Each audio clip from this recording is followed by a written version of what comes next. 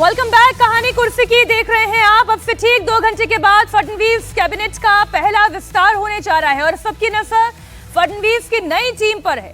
India TV के पास Fadnavis cabinet की पूरी डिटेल है। अगले 1 घंटे में आज कौन कौन शपथ ले रहा है हम आपको डिटेल देंगे। किस किस के पास शपथ के लिए फोन आ चुका है, किसे फोन का इंतजार है, ये भी आपको बताएंगे। आज बीजेपी की तरफ से 19 विधायक, शिवसेना शिंदे की तरफ से 10 एमएलए और एनसीपी की तरफ से 8 विधायक मंत्री पद की शपथ लेने जा रहे हैं।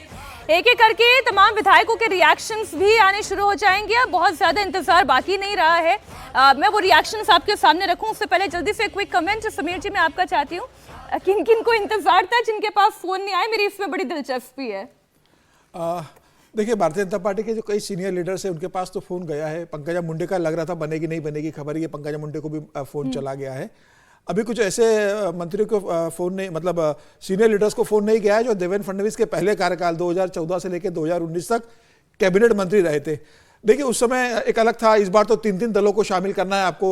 राष्ट्रवादी कांग्रेस पार्टी अजित पवार को भी स्पेस देना है आपको। एकनाथ शिंदे जो नाराज है उनको भी आपकी स्पेस देना है। तो निश्चित रूप से भारतीय जनता पार्टी का हिस्सा थोड़ा कम होगा, लेकिन फिर भी भारतीय जनता पार्टी के 20 के करीब विधायक मंत्री बनने जा रहे हैं। इस बार देवेंद्र फडणवीस का मंत्रिमंडल मुझे लग रहा है थोड़ा अलग होगा। भारतीय जनता पार्टी की तरफ से वो कुछ नए चेहरों को मौका देंगे।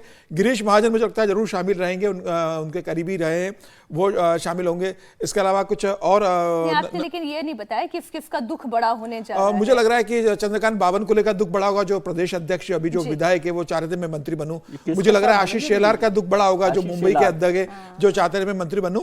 इन्हें पार्टी ने कहा होगा कि अभी बीएमसी के चुनाव आने वाले हैं, आगे चुनाव होंगे, तब तक आपको जिम्मेदारी निभाना है। तो ये संगठन में भूमिका निभाएंगे दोनों, तो ये नहीं होगा। मुझे लग रहा है इसके दीपक केसरकर का अभी पक्का नहीं हुआ है, शिवसेना की तरफ से बनेंगे। इसके अलावा मुझे एक और का नाम जिसका लग रहा है कि जो सुधीर मुनगंटीवार, जो देवेंद्र फडणवीस के पहले कार्यकाल में वित्त मंत्री थे, बड़े नेता रहे। इस बार लोकसभा चुनाव वो हारे थे, विधानसभा चुनाव जीते हैं बल्लार शाह से। तो मुझे लग रहा है शायद उनकी भी संभावना कम लग रही है मुझे बनने की। इस बार देवेंद्र फडणवीस के मंत्रिमंडल में युवा और नए चेहरे कुछ अच्छे देखने को मिल सकते हैं। इस बार कई सीनियर लीडर्स को मुझे लगता है संगठन के अंदर भेजा जाएगा संगठन का काम देखने के लिए। तो यह मंत्रिमंडल थोड़ा अलग होगा भारतीय जनता पार्टी के दृष्टिकोण से। हम थोड़ा सा और डिटेल में बात करेंगे, लेकिन अभी ये जो तस्वीर आप देख रहे हैं, देवेंद्र फडणवीस दिखाई दे रहे हैं, उनकी पत्नी अमृता भी दिखाई दे रही हैं इस वक्त। चंद्रकांत बावनकुले भी, बिल्कुल चंद्रकांत बावनकुले भी पीछे दिखाई दे रहे हैं। बहुत खुशी एक उनके चेहरे पर दिखाई दे रही है, और खुशी हो भी क्यों ना।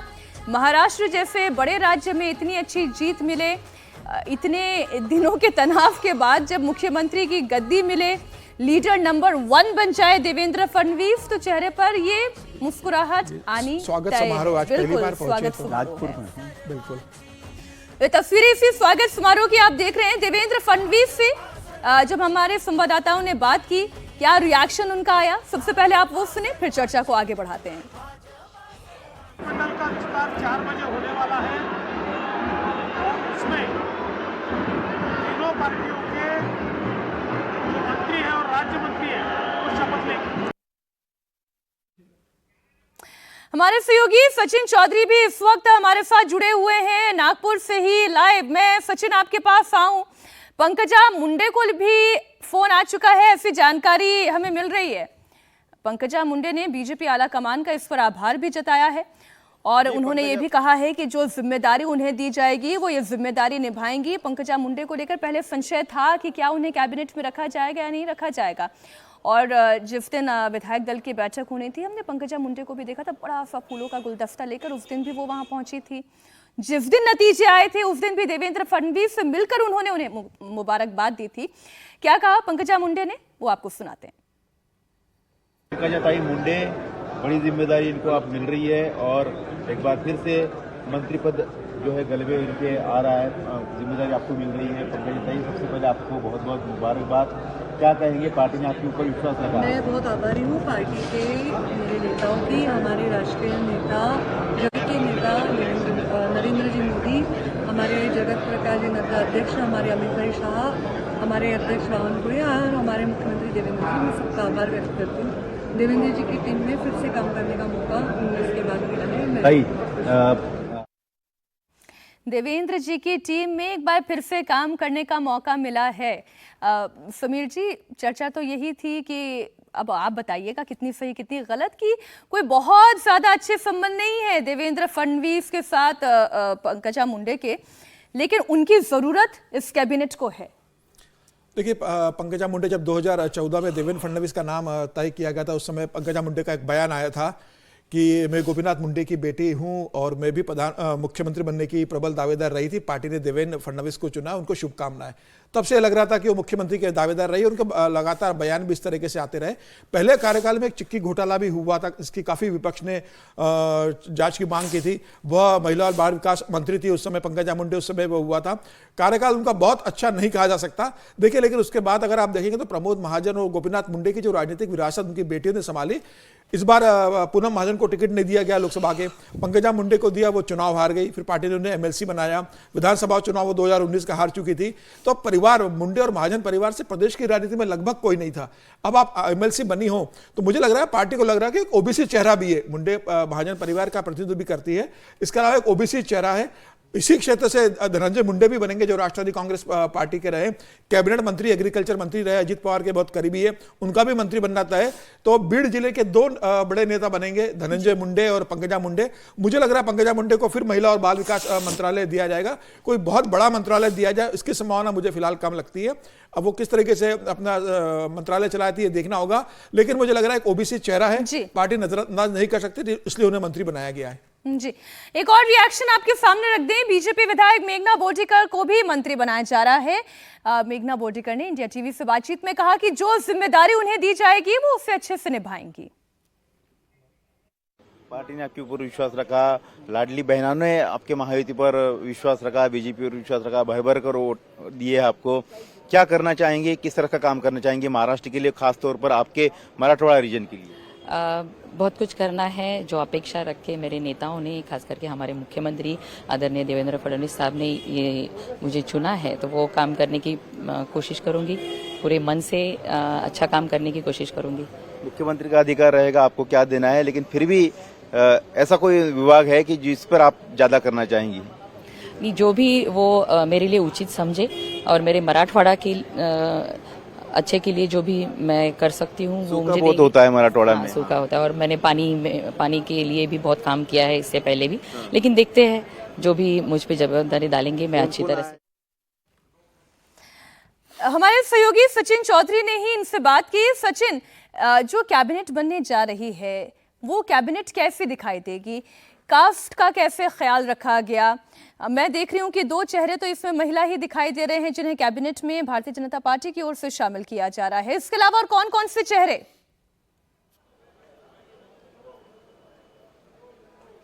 देखिए, कैबिनेट में बहुत से ऐसे युवा चेहरे जिनको स्थान दिया जा रहा है, और खासतौर पर महिलाओं को भी इसमें स्थान दिया जा रहा है। पिछले जो सरकार थी उसमें सिर्फ आदित्य तटकरे, सुनील तटकरे की बेटी एकमात्र महिला मंत्री थी, लेकिन इस बार देखिए कैबिनेट में माधुरी मिसाल पुणे रीजन से है और पश्चिम महाराष्ट्र से आती है, उनको स्थान दिया गया है। बीजेपी की मैं बात करूं तो मराठवाड़ा से पंकजा मुंडे को स्थान दिया है। मेघना बोर्डीकर बीजेपी से आती है, जिंतूर से है, उनको स्थान दिया गया है।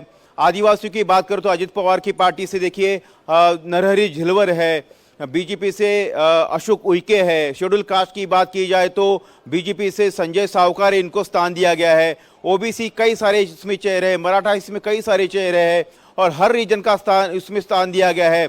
छत्रपति शिवाजी महाराज के वंशज और मराठा लीडर शिवेंद्र राजे भोसले, इनको मंत्री बनाया गया है, जिन्होंने भी इंडिया टीवी से बातचीत कहती हुई कि वो कांग्रेस एनसीपी में रहे लेकिन कभी उनको मंत्री नहीं बनाया गया, लेकिन इस बार उनको मंत्री बनाया गया है। जय कुमार गोरे माली समाज से आते हैं। छगन भुजबल जैसे माली समाज का चेहरा पहले मंत्रिमंडल में था, लेकिन उनकी जगह पर अभी बीजेपी की तरफ से जो खास तौर पर इनको मौका दिया गया है, युवा है, नए हैं। तो ऐसे कई सारे चेहरे हैं, और हर रीजन में कास्ट वाइज जो है समीकरण का ख्याल रखा गया है। बीजेपी की तरफ से 19, शिंदे शिवसेना की तरफ से 11 और अजित पवार की तरफ से 9 जो है वो विधायकों को शपथ दिलाई जा सकती है। ऐसा भारी भरकम करीबन 39 विधायकों को शपथ दिलाई जाएगी और एक शिवसेना की कोटे से जो है एक मंत्री पद रिक्त रखा जा सकता है। बाकी 3 सीएम और डिप्टी सीएम मिलाकर जो है ऐसे करीबन 42 की संख्या मंत्रिमंडल की अब हो जाएगी और हर रीजन, हर प्रांत को, हर कास्ट को इसमें स्थान दिया गया है। जैसा आप जानकारी दे रहे हैं और अब से थोड़ी देर में 4 बजे शपथ ग्रहण की तस्वीरें भी जनता के सामने होंगी। बहुत शुक्रिया सचिन आपका पूरी जानकारी के लिए। इससे पहले कि और रिएक्शंस जो लगातार सचिन चौधरी, हर्षवर्धन जी हमारे वहीं पर मौजूद हैं और विधायकों से वो रिएक्शंस भी ले रहे हैं, समझ भी रहे हैं कि मंत्रिमंडल कैसा होने जा रहा है। मंत्रिमंडल में हर चीज का ख्याल रखा गया है और ये बीजेपी या हम ये कहें अलायंस की खूबी होती है कि आपको ओबीसी को, दलितों को, मराठा को, ब्राह्मणों को, सबको, ब्राह्मण तो मुख्यमंत्री बन गए हैं, लेकिन नेतृत्व सबको देना है। नहीं, मुझे लगता है इसमें कोई बहुत जिसको कहें कि मुश्किल जैसी नहीं है। उसके पीछे वजह है एक तो ये कि इतना शानदार जनादेश है, दूसरा जो दोनों आप उसको बाधा कह लीजिए या जो भी कह लीजिए, जो एकनाथ शिंदे और अजीत पवार, उन्होंने कुल मिलाकर थोड़ी नानुकुर एकनाथ शिंदे की दिखी, लेकिन दोनों एक साथ आ गए।